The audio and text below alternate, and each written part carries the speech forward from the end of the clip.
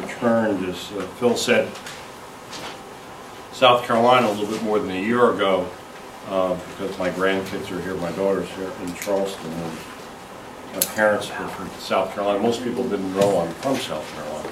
I lived mainly, started my career in Florida, and then I was at school, and then recent years, Washington, California. But, so I have come home. I come with I don't have a lot of specific history about South Carolina in a long time, but I have a lot of experience in insurgency politics, and I have a lot of experience in understanding change, I think, politically. And I have to tell you, the amazing thing to me, some of my impressions about South Carolina.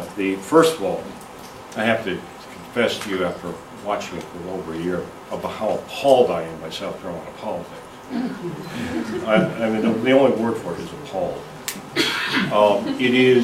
Seems to me, and I'll digress with some of the things, and I think that there is, it's a very unhealthy, dysfunctional system for a number of reasons. And I'm glad to be here with Jack Bass, particularly because he's written so much about the history of South Carolina. And Carney gave you some interesting numbers, some of which I may add a little bit of perspective, because I think something's going on underneath that's very important. And what Jeremy said is very important about organizing what you can do, because all of this is about coalition. I wrote a paper. I decided to put my ideas down on paper. I was encouraged to, and I had. And I think Phil's provided it. It's called Winning South Carolina's Future. Now, there will be a lot of disagreements. It's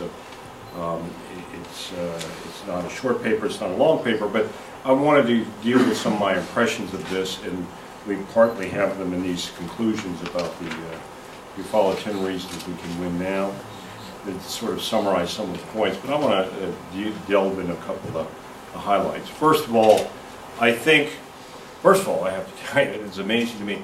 This is a one-party state. I lived in California, which is a one-party state, a Democratic one-party state. They're not very different. One-party states eventually become very corrupt. This is a very corrupt state, and so is California. And the majority party the corruption of the majority party affects the minority party. But here, the price being paid, as California, is enormous. There is one sense of difference, which I find interesting. One is the lack of urgency that seems to be in the political dialogue of South Carolina. The state has the second highest unemployment rate in the country.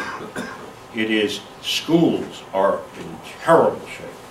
One of the numbers I found, a study here, was by a group that does neighborhood statistics, very interesting statistical models for people who want to move in different places, every community, and they really crunched it and managed to, because test scores, for instance, in the states are so differently, because the tests are applied differently than the national ones a little bit, and they managed to work that out in a system I thought was pretty interesting. And they had a result which I was amazed at.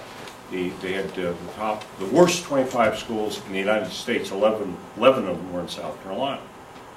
The worst 100 schools in America, 38 were in South Carolina, almost 40%. And they weren't just in the corridor of shame. They extended from Charleston all the way to the border of North Carolina, upstate and downstate. It said to me something about the unevenness. But when you have an unemployment rate, which you have, when you have an educational system that is directly responsible in part for that economic decline. The state's unemployment rate traditionally, historically, ran under the national unemployment rate. It is now running over the unemployment rate. It has been for a few years. It was running under even when the textile industry was disappearing, which is an interesting phenomenon. It strikes me that a lot of this has to do with both a dysfunctional debate, a dysfunctional politics, and a dysfunctional government. But what it seems to me is that South Carolina is a tipping point. If you cannot get a sense of urgency in the state over what is happening and where the future is, because the most important thing, in reference to the region, is how South Carolina continues to decline, while North Carolina and Georgia and Virginia, those states, particularly seem to be improving. And as they improve everything, their politics improves. One of the things that differentiates that I would differentiate right off the bat is the fact in all of those states they have had a real concerted effort for progress in the state. That progress is built on coalitions, and the Democrats have been able to win under those coalition terms. Sometimes they lose, sometimes they win, but they win under those coalition terms because it involves progressive elements in the business community. It also involves broad citizen concern, particularly in education, which is the first thing, and economic development. And in the South, which is the growing part of the country, and we seem to be on the risk of being left behind.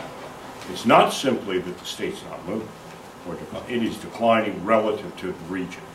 And it is declining while other places with no better natural resources and other things are doing as well, are doing better. And I think that speaks in part to what I would call the politics of this. And those of you who are interested, you can read the paper more than anything else. But let me just say about first of all, the dysfunctional government. This is incredible. I'm just amazed. Governor Sanford, who I consider, I didn't come up with it. Bobby Harrell did when he compared him a couple of days ago to Marie Antoinette, of his attitude. This is a Republican speaker comparing him to Marie Antoinette and eating cake. But he said, "Let them pray." Let them eat cake. Yes, let them eat cake. Yes, exactly. Let them eat cake. It was better than I thought of when I attacked him. I find it amazing to me that you would have someone who's this ultra of ideological purity that has existed at the state level, particularly Governor Sanford, and the opposition that is drawn not only to the economic situation and people's concern over education, but he has damaged the Republican Party and the infighting going on in the Republican Party severely. But he is right about one thing. He is right about how badly the system of this government works in terms of both the allocation of executive power, the power of the Constitution, a gift from Pitchfork Ben Tillman, with its effort to ensure white majorities forever, and it is the power after Reconstruction to the legislature, and not an executive that can govern effectively. And there is no responsibility here. I'm amazed. This is a state that actually, I've seen states where they debate whether or not judges should be elected by the public, and that there's arguments on that, or whether they should be a commission appointment and support. I've never actually run into one where the legislature elects the judges. The amount of concentration of executive, judicial, and other power on the legislature is unbelievable. You have whole departments being run by the legislature. And it is impossible to reform a state with that kind of diffusion of power. And that is the first thing. South Carolina, anybody who wants to just run and win an office, as far as I'm concerned, that's a wasted effort unless there's some effort at real reform. South Carolina is a tipping point because despite the data, and I have some kind of nuanced differences because I watched what happened in Charleston and Berkeley County, the first district, everything but Horry County, which is a very different animal, but where the population growth is. Partly, as Phil said, is a function of the in-migration, which is very large. We have the first or second highest, depending on the particular period of measurement, of actual in-migration from other states of the Union into South Carolina. Or it was before the place fell apart. And we would have a lot more, by the way. We would have a lot more if you didn't run into what I run into everyone when I talk about how wonderful Charleston is, and it's amazing. This is, for those of us who date back a long time visiting Charleston prior to Hugo and prior to Mayor Riley and the changes in Charleston, when it was not such the most attractive place, a real crown jewel. People's reaction, boy, I'd love to move there, except what would I do if I got there? Which is, of course, the serious question. The damage